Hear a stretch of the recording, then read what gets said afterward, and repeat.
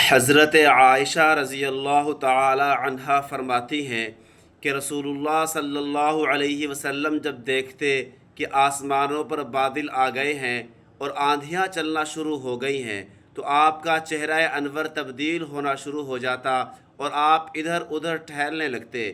میں نے عرض کیا ایک مرتبہ یا رسول اللہ، جب آسمانوں پر بادل آتے ہیں تو لوگ تو خوش ہوتے ہیں کہ اب بارش ہوگی اور اچھا موسم ہو جائے گا، لیکن آپ غم زدہ ہو جاتے ہیں، اس کی کیا وجہ ہے؟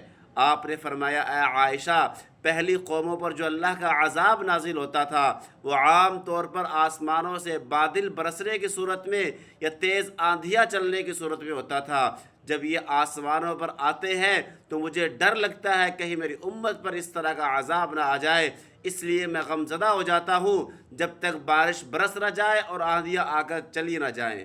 اور فرمایا کہ ایسے موقع پر آپ صلی اللہ علیہ وسلم کثرت سے استغفار کیا کرتے تھے۔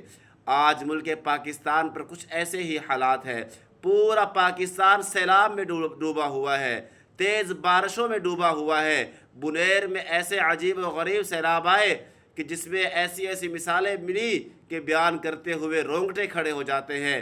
اب ملک پاکستان کے صوبہ پنجاب میں ہائی الرٹ جاری کر دیا گیا ہے۔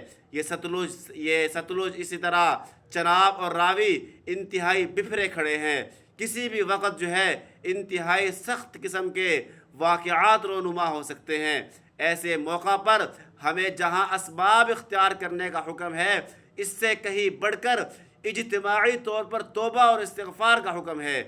جہاں یہ آزمائشیں، یہ اللہ کی طرف سے آنے والے سیلاب جہاں آزمائش ہو سکتے ہیں، وہیں پر ہمارے گناہوں کا نتیجہ بھی ہو سکتے ہیں۔